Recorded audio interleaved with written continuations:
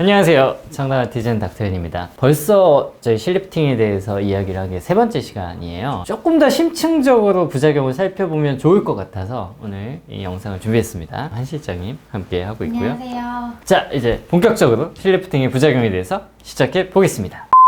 원장님, 딤플은 왜 생겨요? 네.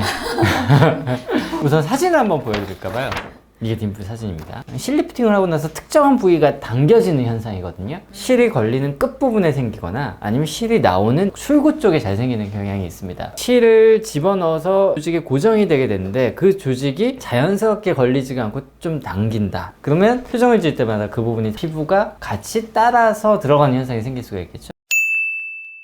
과하게 당겨지는 부분이 있으면 초기에 잘 풀어줘야 돼요. 표정을 지었는데 특정한 부위가 좀 많이 당겨진다면 하자마자 바로 잘 풀어주면 딤플로까지 가진 않습니다. 예방을 할 수가 있는 거죠. 그래서 이렇게 되면 상당히 문제가 있겠죠. 이것도 저희 케이스는 아니고 논문에서 제가 찾아온 사진이거든요. 중국 논문에서 따온 사진이고요. 실제로 이 정도까지 되는 경우는 거의 없다고 생각을 하시면 되겠습니다. 딤플이 생겼을 때 예민한 환자분들은 대부분 문제가 안 돼요. 예민하신 분들은 한 하루 이틀 있다가 바로 달려오시니까 바로 쉽게 풀 수가 있습니다. 근데 좀 괜찮겠지라고 생각하시는 환자분들 있죠. 그런 분들은 한 이게 일주일, 2주의 시간이 지나면 딤플을 풀기 위해서 오히려 국소 마취를 하고 좀 강한 압력을 가해야 되는 경우도 있어요. 아프겠죠. 이런 문제가 생기신다면 실리프팅 한 다음에 이상하게 온폭 들어가는 보조개 같은 게 생겼어? 그럼 시술 받으신 병원에 빨리 가시는 게 더 좋다. 요거까지 기억해 주시면 좋을 것 같네요. 하얘거나 보조개처럼 들어가면 바로 병원에 가면 되겠네요. 맞아요. 그 말입니다. 실리프팅 하고 나서 실이 비쳐 보이거나 튀어나와 보이거나 이런 분들 있잖아요. 예전에 모 연예인이 무슨 방송에서도 얘기했었고 연예인들 사이에서 한참 한 5년, 10년 전에 많이 나왔던 얘기죠. 실리프팅을 했는데 웃었더니 세 줄에 뭔가 어두운 음영이 보였다. 야, 실리프팅 하면 안 될 것 같아. 이런 얘기 하시는 분들이 좀 있었어요. 그런 것들 때문에 이제 실 하고 나서 실 잘못하면 움푹 패인다, 실이 비쳐 보인다 등등의 여러 가지 이야기들을 하죠. 실리프팅 초기에 이런 부작용이 전혀 없었던 건 아닌데 요즘은 적절한 깊이를 조절해서 시술하게 되면 거의 생기진 않아요. 논문에서 찾아온 사진입니다. 논문에 나오려면 생각보다 상당히 심한 것만 나올 수 있다는 걸 감안을 하시고 보셔야 될 것 같아요. 이 사진 보시면 양쪽 볼 부위로 살짝 웃을 때 정말로 한 두 줄, 세 줄의 실 라인이 아주 명확하게 보이죠? 또 다른 사진도 한번 보여드릴까요? 이런 사진. 우리가 흔히 얘기하는 입가주름 부분에 시술을 했는데 그 부분에 실 뭉치가 뭉쳐 있어요. 예뻐지려고 하는데 이렇게 되면 정말 큰일 나겠죠. 아까 말씀드린 것처럼 이건 논문 내용. 실제로 저희가 시술했을 때 이 정도 되는 건 거의 없다는 걸 먼저 생각을 하시고요. 첫 번째 보여드렸던 좀 실이 얇게 보이는 요 사진. 요 사진은 실이 너무 얇게 들어간 거죠. 얇게 넣게 되면 실이 말 그대로 당겨지는 현상, 또 비쳐 보이는 현상이 생길 수 있는 거예요. 해결책도 다 있습니다. 이런 현상이 생겼다고 해서 나 이제 큰일 났다, 망했어, 내 얼굴 어떻게, 이렇게 생각하시면 안 되고 해결을 빨리 하시면 돼요. 실리프팅이 만약에 비쳐졌어요. 이제 그러면 환자분이 왔을 때는 바로 원장님 실을 뺄 수 있을까요? PDO 계열의 실은 다 녹긴 해요. 아주 심하지 않은 경우에는 그냥 두기도 합니다. 근데 제가 아까 사진 보여드린 것처럼 피부에 너무 표면에 있다면 직접 제거를 하는 것도 도움이 되죠. 특히 이렇게 튀어나오고 있는 실은 제거해야만 돼요. 안 그러면 튀어나오는 실은 표정 지을 때 표면을 밀면서 통증을 동반하는 경우도 있거든요. 그러니까 심하게 튀어나오면 무조건 제거한다. 특정한 표정에서만 살짝 튀어나오는 정도면 조금 기다려볼 수도 있습니다. 하지만 통증을 동반하면 바로 제거하시는 게 좋고요. 실리프팅 만약에 비쳐 보이거나 튀어나오면 조금 튀어나올 경우에는 조금 지켜보면 좋을 것 같고 좀 눈으로 봤을 때 좀 이렇게 보인다, 이제 그러면 원장님한테 빨리 가야겠네요. 그죠.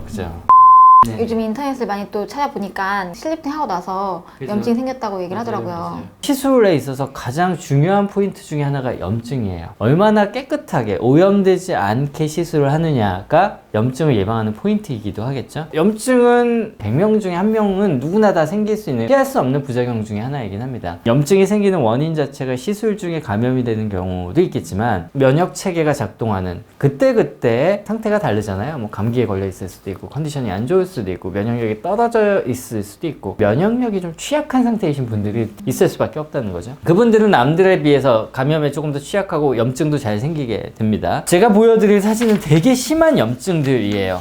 실제로 이 사진은 면허가 없는 사람한테 실리프팅을 받은 후에 생긴 염증이라고 명시가 돼 있을 정도. 불법 시술을 받으시면 당연히 염증의 가능성이 커질 거고요. 그 이외에도 기회 감염에 의해서 여러 가지 병원에서 시술을 해도 이런 정도의 우리가 흔히 얘기하는 연조직염이 생긴다거나 이런 식의 염증들, 시술 부위에 농포가 형성되어 있는 염증들이 생겨서 뭐 실제로 대학병원까지 가서 치료가 되고 진단이 되는 경우도 있다는 거죠.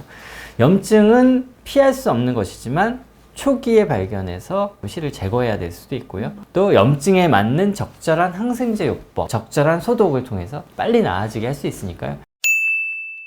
첫 번째 증상이 뭘까요? 염증이 생기고 있다. 약간 아프다. 또 통증이 있다. 아프다, 붉다. 붉다, 그다음에 붓는다. 그죠? 이 세 가지. 아프거나 붉거나 붓거나 그러면 특히 실리프팅을 하신 부분에 그럼 빨리 병원에 오셔야 돼요. 실이 꼬이거나 엉켜서 생긴 건지 아니면 그냥 세균 감염인지 소독을 해야 되는지 항생제만 먹으면 되는지 그걸 판단해서 빨리 조치를 취하셔야 좋아집니다. 염증이 생기면 병원에 달려옵니다. 네. 실리프팅 하고 나서 흉터가 생기는 경우가 있잖아요. 그럼 얼굴에 생기면 너무 속상할 것 같은데 어떻게 해요? 어떻게 하면 될까요? 안 만지면 되지. 흉터를 일부러 만드는 의사는 없을 거예요. 몇 가지 원인이 있을 수가 있어요. 우리가 실리프팅 할 때 실이 구멍을 통해서 들어가잖아요. 근데 그 구멍이 두꺼운 실을 넣으려고 하다 보면 구멍을 내는 바늘 자체가 굵은 경우가 있어요. 그럼 상처가 크니까 바늘로 집어넣은 경우에 일시적인 색소 침착이나 흉이 남을 수도 있어요. 최대한 가는 바늘을 이용한다. 하지만 두꺼운 실을 넣어서 어쩔 수 없이 흉터가 생긴다면 의사들이 하는 방법은 잘 안 보이는 곳에 구멍을 낸다예요. 이런 헤어라인 같은데 생겨도 잘 모를 만한 귀 뒤, 이런 머리 안쪽. 두 번째 방법은 아주 가는 작은 바늘을 쓴답니다. 상처를 최대한 작게 내면 되겠죠. 근데 아마 한 실장이 얘기한 건 조금 다른 얘기일 거예요. 염증이 생기면 염증은 항상 조직 손상을 동반하게 돼요. 여드름 상상해 보시면 쉬울 거예요.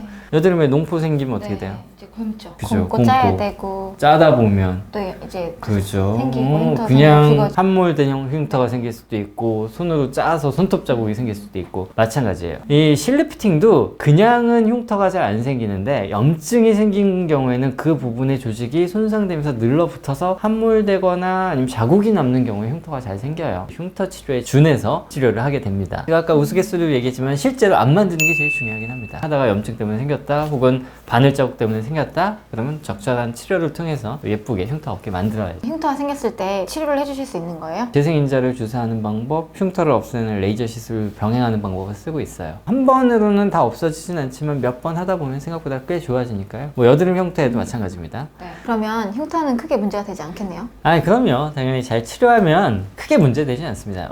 대부분의 흉터는 없앨 수 있는 흉터가 더 많으니까요. 제 생각에는 이런 부작용에 대한 얘기가 효과를 압도하면 안 되는 것 같아요. 효과가 이만큼이야 고 부작용은 요만큼이거든요. 이만큼의 효과를 얻기 위해서 어쩔 수 없이 생기는 조금의 부작용들은 있을 수도 있으니까 뭐 너무 부작용에 대해서 겁먹으시기보다는 시술의 효과에 대해서 대신에 본인한테 맞는 적절한 시술을 해야 될 겁니다.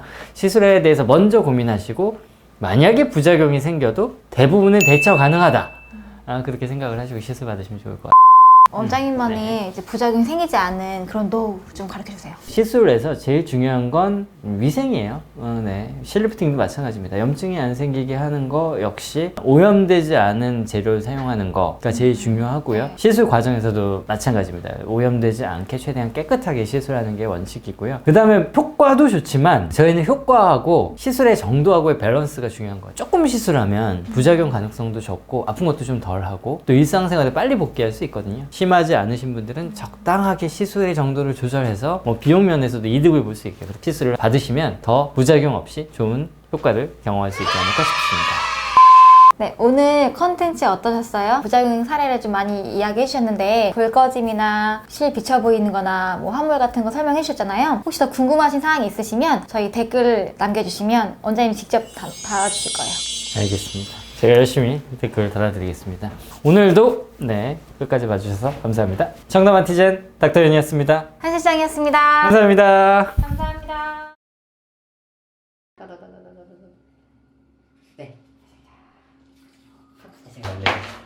어떻게 좀 해야 되겠다. 네. 부족합니다. 약간 되게 떠내야지. 근데 뭐 두 번째면 당연히.